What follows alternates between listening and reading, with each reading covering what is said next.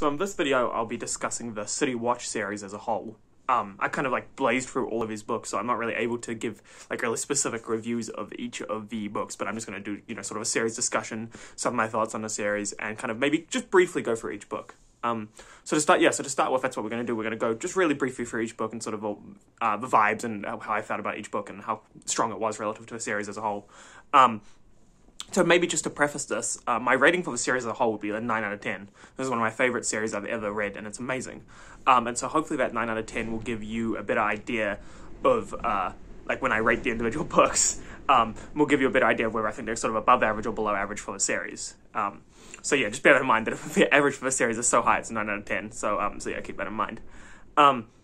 Actually, maybe, you know what, maybe just to be, sorry about this, maybe just to be safe, maybe let's make the average of a series 8 out of 10 just for the sake of this this system, because I don't want to be giving books 10 out of 10 exactly. So yeah, but let's say the series is an average of 8 out of 10, and then we can go above or below. So the first book, Guards, is sort of an introduction to the series. We kind of meet our main character, Samuel Vimes. And we meet also sort of our secondary kind of main supporting character, Carrot. We kind of see him coming down from mountains, so we see his introduction to the city. And his introduction to the city is also our introduction to the city. And so we kind of get, it's sort of like an introduction book. We get introduced to the setting. Even though, like, I think I've seen Ankh-Morpork book before this book and other Terry Pratchett books, this is our introduction to the city for readers of this series. So yeah, we get our two main characters and we get our supporting cast introduced, Nobby and Captain Colon, and then we get so the first sort of part of this book is just mainly introduction. We just kind of see Carrot. We see the city through Carrot's lens, and then we get. And then we get sort of a plot starting to come in throughout as well, where we have this plot of these guys trying to summon a dragon. Oh yeah, by the way, massive spoilers, sorry. But yeah, so we get these guys trying to summon a dragon, and the idea is that they want to like have this guy kill this like sort of illusory dragon, and then he will be a good candidate for being king. So this book, the introduction stuff is actually really fun. It's really enjoyable just to go through, be introduced to these characters. They're all fun, interesting characters, as I'll get into later. So the introduction is really good. Obviously, being introduced to a setting is really fun. And the plot is a little bit weak. It's not like super strong, but it doesn't really matter because this book I feel like is not really focused on plot. The plot's kind of just there to keep you going while you enjoy the characters and you enjoy the setting and stuff. And so I'd say that this book is very slightly below average for the series as a whole, but it's not really its fault because it's sort of functioning. It's almost functioning as like a pilot episode for a TV show, that sort of thing. But it's still really, really strong. So I'd say that if the series average is 8 out of 10, this book is sort of like a 7 out of 10. It's just slightly below average, but it's because it's sort of fulfilling a role. It's fulfilling a job, which is that introduction. Then we move on to the second book, Men at Arms, I believe.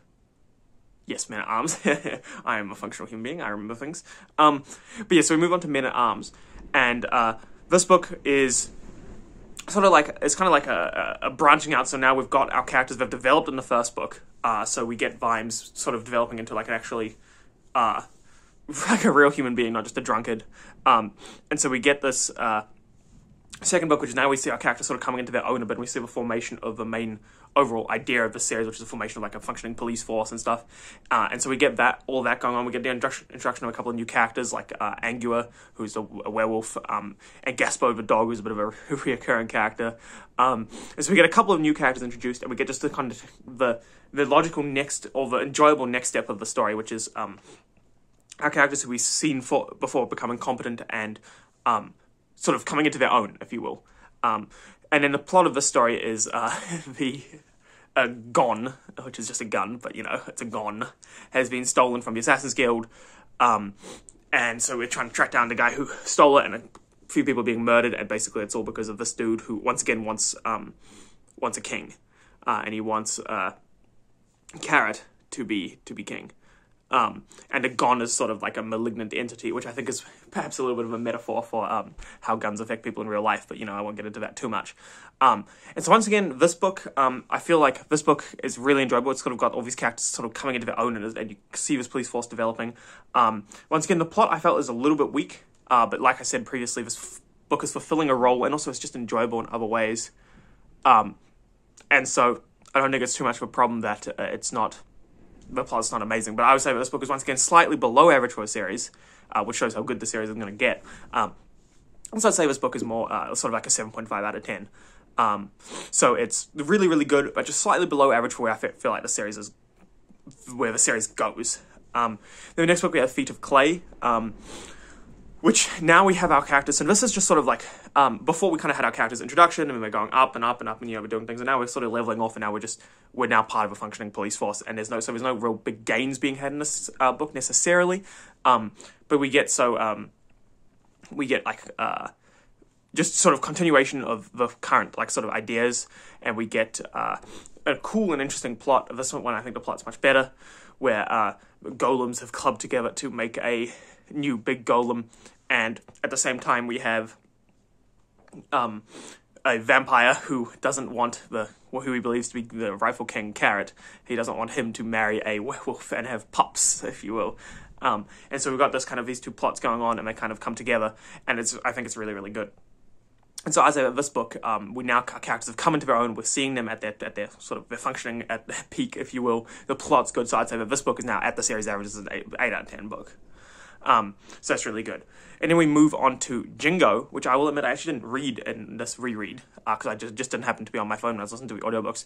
But from what I remember, so this might not be quite as accurate of a summary, but we have the plot is basically this island gets raised from the middle of the sea, and then Ankh-Morpork and Clatch are sort of competing over it. So Ankh-Morpork, is a city-state, and Clatch is a state, and they're competing over it. And this book, from what I remember, is the plot is actually quite strong, and there's lots of movement in the plot, and you're going different places.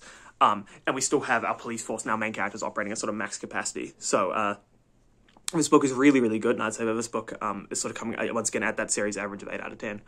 And then we move into the next one, which is The Fifth Elephant, and this one, I believe, is where the series really starts to pick up. And so this book, we have amazing characters. We have we're going a new place. We're seeing new settings. We've got a couple of introductions of some new characters. We see one of my favorite characters, Detritus, at his full sort of capacity. We see another one of my favorite characters, Cherry, also sort of like operating in their world, if you will. And the plot here is really, really cool. Doesn't necessarily make the most sense. It's not necessarily the most defined. But like they're just in a really cool new setting, and stuff's happening, and we get introduced to some like powerful figures. We meet these people who rule Uberwelt. We meet Lady Margalotta, the vampire, Rhys Reeson, the Low King of the Dwarves, and whatever her name is, the werewolf squad. And this book is really, really good, and I feel like Captain Vimes, our main character, really shines as a character in this book. And we sort of get him like almost like action hero vibes in this book as well, which is really, really cool. And so this book, I really love the setting of Uberwelt, and I just love everything that happens in this book. I really enjoy seeing Detritus just doing his thing. And I'd say that this book is like really, really good. This book is probably my favorite book, or one of my favorite books in the whole series. I'd say this book is like a 9 or 9.5 out of 10. I really, really like it. And then we move on to Night Watch, which is my least favorite book in the series, but I'm not going to hold that, and so I deliberately didn't re-listen to it on this read through. But that's not this book's fault. This is a personal preference thing of mine, which is that I really don't like time travel books. Time travel just kind of turns me off for whatever reason.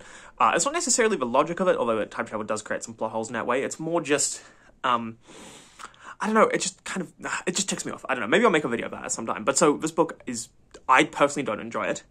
So I'm not going to try to give it like any objective rating or anything, because I don't really understand. That doesn't really make any sense. Maybe I'll make a video about that as well, how objective ratings of books don't really make any sense. But for me, I really don't like this book, but don't let that turn you off. If you like time travel stories, or you just like the series, then just read it and you'll have a good time. I personally just didn't like it. So yeah, that book, Night Watch, not a fan, but so we'll sort of, I won't even rate it, we'll just sort of brush past that. And we get into, what do we get into? We get into Thud. Yes, that's right. We get into Thud, which is another fantastic book. It's about, so there's, this big battle with, so once again, just to talk about the characters and what they're doing in the setting, we're still in our cool setting of like Morpork. Our characters are sort of at their peak, if you will. Like they've kind of achieved what they need to achieve and everything.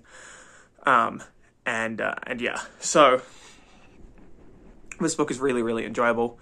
And we've got, so the plot is basically there's this Coombe Valley battle, and there's this sort of that they need to go to where it happened and sort of understand what happened and why it happened. And as it turns out, that there was actually peace between, so this battle was between trolls and dwarves, and as it turns out, there was actually peace between these trolls and these dwarves.